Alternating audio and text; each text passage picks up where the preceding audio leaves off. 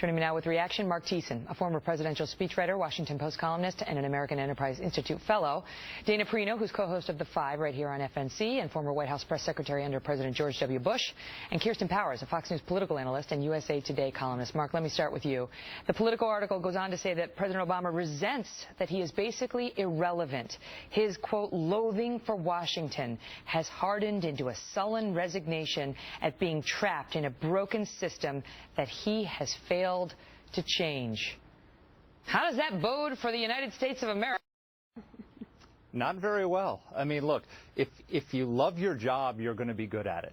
And President Obama clearly doesn't love his job, and he's clearly not very good at it. The president has said that his policies are on the ballot, and the American people don't seem to be responding. And look, ISIS, the rise of ISIS, all of these crises that are happening around the world, he doesn't love what he's doing. But the problem is, we only get one president at a time. He's got to be commander-in-chief for the next 2 years, whether he wants to be or not, and the world's in a lot of trouble. So we need him to do his job.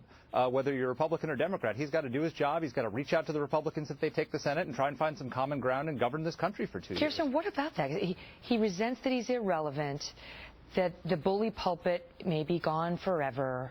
He talked about how he does like campaigning. That's fun. Yeah. But then it says his unhappy camper body language comes out when he's in the depressing Ebola confabs or in national security crisis meetings.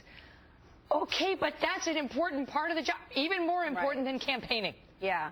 Well, I mean, first of all, the idea that this is the story that's coming out from the White House, that somehow is this supposed to be helpful? I don't really understand, portraying the president really as he's being portrayed as as pathetic.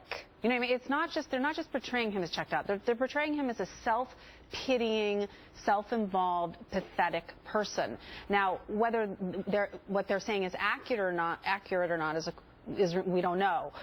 If it is, it's very concerning because it's not all about Barack Obama. There are a lot of other things going on in the world. And yes, he has plenty to be frustrated about with the Republicans. I think the Republicans have behaved badly. But he has to also realize that a lot of people are unhappy with him and don't want him campaigning with him because of things that he has done that other people have no control over. It's not the Republicans' fault. The Obamacare website didn't work, for example. How about that, Dana? Because we were playing that Invesco Field, Greek columns, the music. Michelle Obama with the hands up to the mouth. The moment everyone felt something, and now it's like he resents that he's irrelevant, and why aren't they having me come out with him? And they have to have to pull the curtain over half the gym so it looks like it's more crowded than it is. Campaigning is a lot more fun than governing. Apparently. Governing is hard, and that's what we thought that they wanted to do. The psychobabble coming from the White House is, I find, completely strange.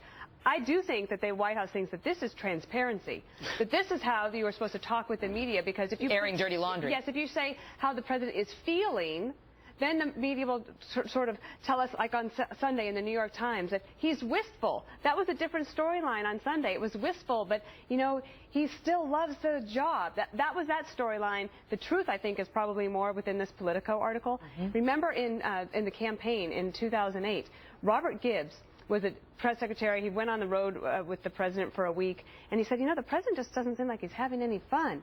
The president's not having fun. They said, guess what, Robert? You get to be on the road with him from here on out. Robert then becomes the press secretary. I'm not suggesting that Robert Gibbs should come back to hopefully buoy the president's spirits, but I don't also think that it's just personnel changes. This is a joyous job. You get to be the president of the United States of America, this exceptional country, and all the problems of the world come to your desk, so take that opportunity to lead. Well, they say many are convinced he has already given up. And the problem is, Mark, he's got another 2 years. It's really too early for that. And so the question is, if the GOP retakes the Senate tomorrow, what kind of a president are we going to have interacting with them? Well, what's worrisome is that Politico article suggests he's going to take it to the Republican Senate. He's going to come up with some big liberal policies and challenge them to not approve them. I think that's a big mistake if he tries to do that. I mean, look, number one, if he does that, he will seem impotent because those policies are not going to pass. And number two, it'll seem like he's not listening to the American people, because as he himself said, his policies are on the ballot.